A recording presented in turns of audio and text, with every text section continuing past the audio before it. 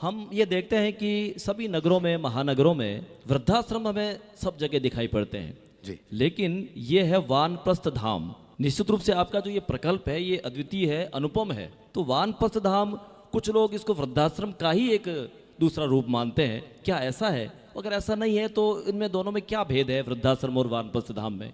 ये हमें आप थोड़ा बताने का कष्ट। बहुत अच्छा प्रश्न है, क्योंकि बहुत सारे लोगों के मन में ये रहता है कि वानप्रस्थ मतलब वृद्धाश्रम ही है, वो वृद्धाश्रम के ही रूप में उसको देखते हैं। लेकिन वानप्रस्थ और वृद्धाश्रम में देखा जाए तो बुनियादी बहुत बड़ा अंतर है। वानप्रस्थ जहाँ हमारे आध्यात्मिक साधना का एक केंद्र है, वहीं वृद्धाश्रम एक समय की व्यवस्था है। मजबूर होकर व्यक्ति वहां जा रहा है। वानप्रस्थ स्वेच्छा से जा रहा है और वृद्धाश्रम विवश होकर के मजबूरी में जा रहा है। जी जी। एक हमारे ऋषियों की परंपरा का संपोषण है। जो वानप्रस्थ है वो ऋषियों की परंपरा है, सनातन की परंपरा है, और जो वृद्धाश्रम है वो वर्तमान काल में नैतिक मूल्यों के पतन का कारण है। आज वर्तमान में जो नैतिक मूल्यों का पतन हो रहा है, समाज में जो विकृति आ रही है, आधुनिकता के नाम पर हमारे घरों में जो स्थितियां निर्मित हो रही हैं, उन सब का परिणाम जो है वृद्धाश्रम है। तो वृद्धाश्रम एक मजबूरी के कारण एक व्यक्ति रहता है, वहां व्यक्ति स्वतंत्र नहीं रह सकता।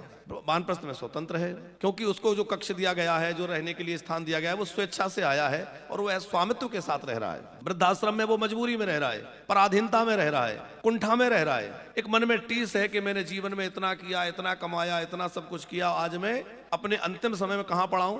किसी के आश्रय में, एक वृद्धाश्रम में आके रह रहा हूं। या यूं भी कहा जा सकता है कि वानप्रस्थ और वृद्धाश्रम में एक बड़ा अंतर है कि वृद्धाश्रम बुढ़ापा काटने का स्थान है और वानप्रस्थ जीवन संवारने का स्थान है, जहां जीवन को संवारा जाए। हमारे ऋषियों की परंपरा रही है कौशिक जी कि 4 आश्रमों में मनुष्य के जीवन अवधि को विभाजित किया है। पहला ब्रह्मचर्य, दूसरा गृहस्थ, तीसरा वानप्रस्थ और चौथा संन्यास। सामान्यतः 100 वर्ष की आयु मान करके 25-25 वर्षों में उनको विभाजित किया है।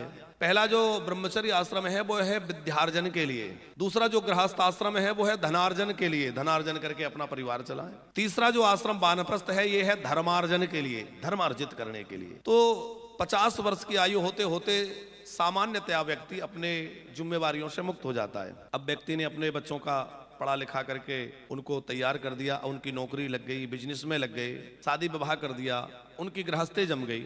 अब व्यक्ति अपनी जो जिम्मेवारियां थी जब उनसे एकदम निवृत्त हो गया, अब वो घर की आसक्ति त्याग करके और किसी वन में, एकांत में, तीर्थ में, धाम में जाकर के भजन करे, ये ऋषियों की परंपरा है। तो वानप्रस्थ में जब व्यक्ति जाता है तो उसके मन में ये रहता है कि मैं अपना सब कुछ छोड़कर आया हूँ, त्याग के आया हूँ, उसके अंदर त्याग की भावना है। और जब वृद्धाश्रम जाता है तो उसको ये लगता है कि मुझसे छीन लिया गया है, मुझे निकाल दिया गया है। तो वो एक दुख की अवस्था में आ रहा है कि मुझे निकाल दिया गया है, मेरी परिस्थिति ऐसी हो गई, मुझे कोई देखने वाला नहीं है। पर यहाँ उसके अंदर एक उत्साह ये है कि मैंने अपने नश्वर संसार को छोड़ करके, भोगों के उस परिवार को, भोगों की स्थिति को छोड़ करके और भजन और साधना के लिए एक स्थान का चयन किया है, जहां मैं अपने जीवन के बचे हुए समय को आनंद के साथ भक्ति में व्यतीत कर सकता हूं। और हमारा प्रयास है कि वानप्रस्थ धाम में जो वातावरण निर्मित हो वो पूरी तरह से आध्यात्मिक हो।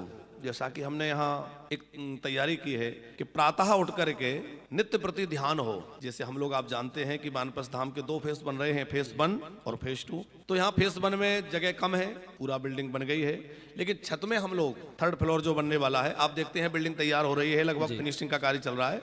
तो छत के ऊपर हम लोग ध्यान के लिए एक स्थान बना रहे हैं, वहाँ यज्ञशाला निर्मित कर रहे हैं। तो वहाँ नित्य प्रति ध्यान हो, फिर योग हो।